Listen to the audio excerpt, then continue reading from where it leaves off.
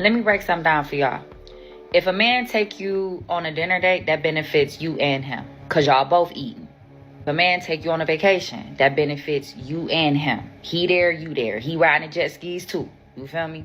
Be careful of a man who only want to do for you when it's beneficial for him. That's a selfish man. That's a man who don't truly care about you.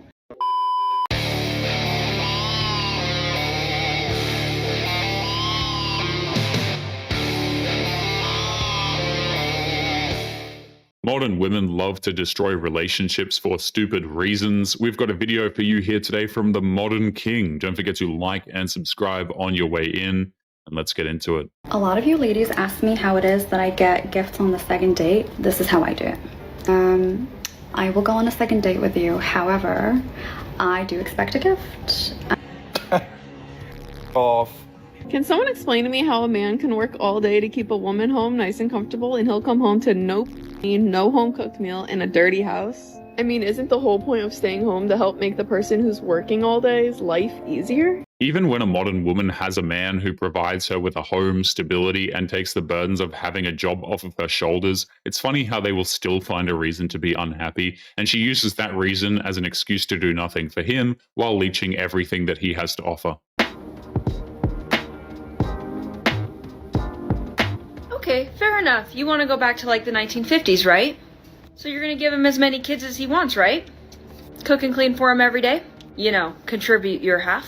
A modern woman would rather force herself to believe a comfortable lie than an inconvenient truth. They would rather cling on to the delusions that they have for the world rather than just accept that life isn't supposed to be fair and that nobody owes them a thing. I don't know who needs to hear this, but you absolutely can stay delusional forever if you want to. She's absolutely right, you can live in delusion if you want to, but then she says, who are we hurting? And the answer is everybody. Here's the world with its couple nuclear explosions and a little oil spill. Delusion is another word for lies, and if the whole world is living a lie, it won't work anymore. If you lie about how to build an airplane, it'll fall out of the sky. If you lie about how to grow food, everyone will starve to death. And if you lie about your own life, it won't work either. And what is society other than everybody's life? At the end, she says delusion is a happier place, and no, it's not. It just feels like it. All delusion does is numb you out like any other. These women would rather be delusional because the fantasy world makes them feel better and helps them to avoid reality. This is why these women imagine being swept away by the perfect man, rather than just accepting that life will never actually work that way. And a hill that I'm willing to die on is that women have gotten everything that they wanted. They just don't like the 5-year effect of what they got. The 5-year effect is basically when you get what you want at the moment. You be like, yay, just like in the brand new game. You like, yay, then 5 years later, you like, it's not that fun. Kind of boring. Then you start finding the nitpick with it, right? For example, I want men to be more emotionally intelligent and express themselves more. 5 years later, oh my God.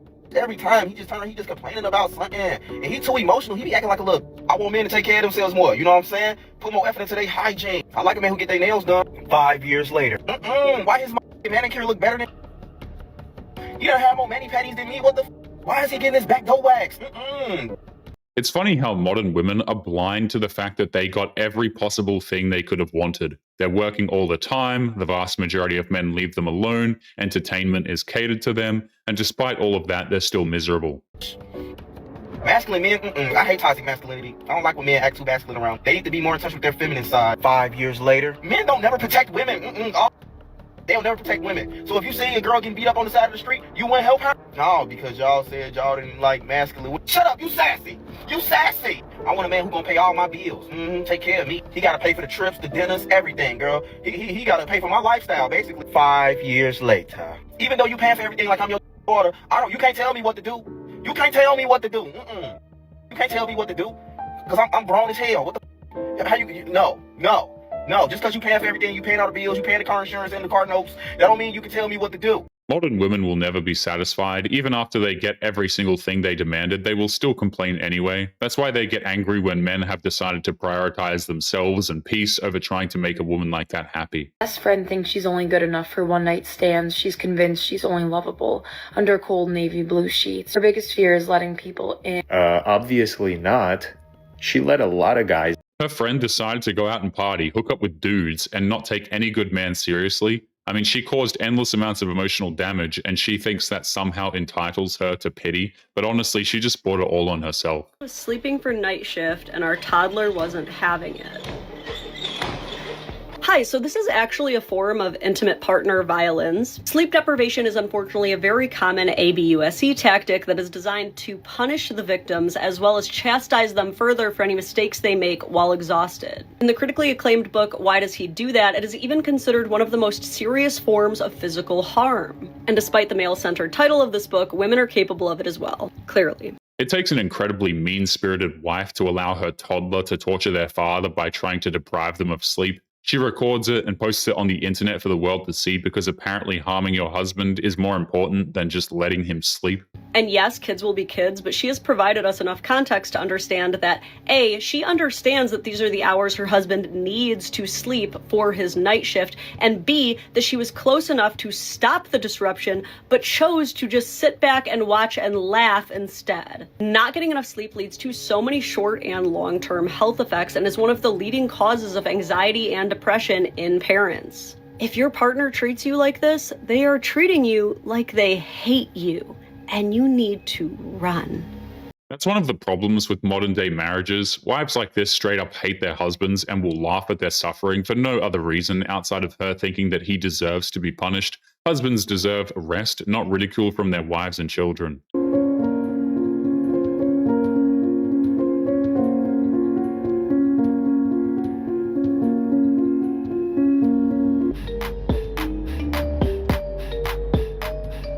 Yeah, bro, hold out your fingers. Let me squeeze it.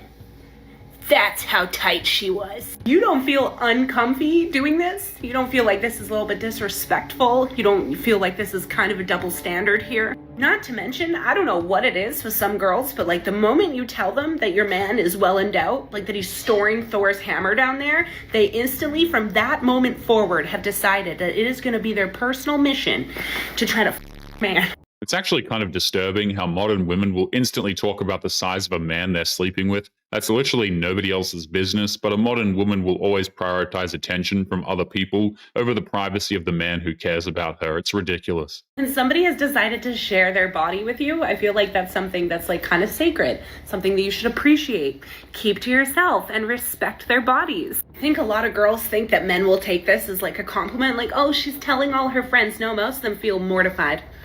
Just mortified. So let's not. There's nothing complimentary about sharing that kind of information with your girlfriends. It's dehumanizing and violating. Other people do not need to know about the activities that other people get into in the privacy of their own bedroom. That used to be common knowledge, but apparently not anymore. Women have lost their mind, and it's evident more and more each day. They come online with their backyard BBLs, they basement braces, more in them than a guy fully packed, and then want to get mad at men for having preferences. Men be like, okay, you know, we accept that's what y'all got to bring to the table, whatever.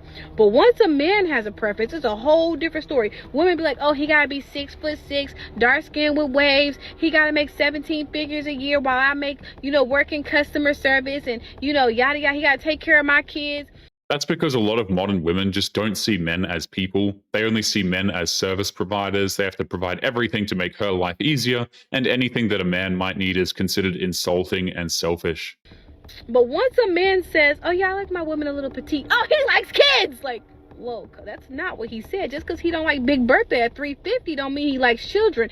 Sometimes a little slim petite thing is what he's looking for, and you should be looking for going to the gym if you upwards of 300 pounds. I don't give what they telling you, go to the gym. And I know y'all keep like, you need to go to the gym too. This ain't about me, it's about you. Anyway though, then they go, oh yeah, I like light skinned girls. He's a colorist. It's like, girl, like, you like dark skinned men, but that don't make you a colorist. But if a man say, oh, I like light skinned women, he's a colorist. Like, he has colorism. Like, it don't make sense. Every time a man has a preference on anything, women just drag him to the ground. People are allowed to have preferences when it comes to the opposite gender. Nobody really cares about that. That's a totally acceptable thing. The problem is, much like every other aspect of life, modern women want to gatekeep preferences because what a woman wants is apparently the only thing that matters. If we swapped lives for a day, what would you struggle with first? My intelligence. What? What would you struggle with Yes. If we swap lives, your intelligence? Well, your intelligence, technically, because I'll be thinking like you, right? Yeah. Do you think that I could be on the cover of Vogue? Like that fashion thing? Yeah, like the fashion magazine. Could I be on the cover if I really wanted to? Isn't that for like supermodels? These kind of questions are just traps. When a woman asks if she could make it on the cover of a fashion magazine, she's looking for drama. Either way he answers, it's going to start a fight. He'll either be a liar or a pig, and she'll blame him for making her unhappy with his answer. Yeah. You're just an average person, though. Dan! What? That's for like supermodels. They would never pick you. What do you mean they'd never pick me? What do you mean? That's like the thing. So you're saying I'm disgusting and ugly? No, you're gorgeous. But I'm saying like you're not famous. Would you be shocked if I got on the cover of Vogue?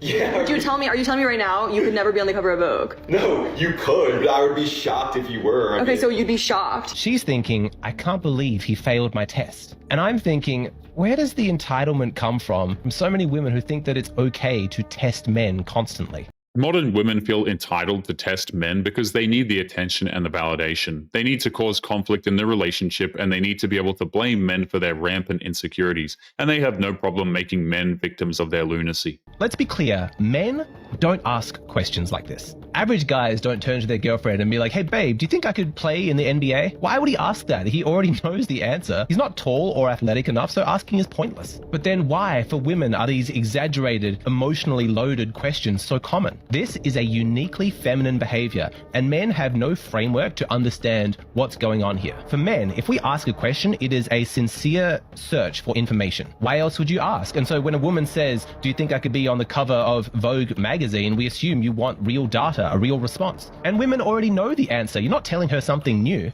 The frustrating part is how it doesn't matter how the guy answers her question. She's already decided that she wants an argument, and that's exactly what she's going to get. But anyway, guys, we're going to be leaving today's episode there. Don't forget to subscribe on your way out. Click this video that's up on the screen now if you want to see more.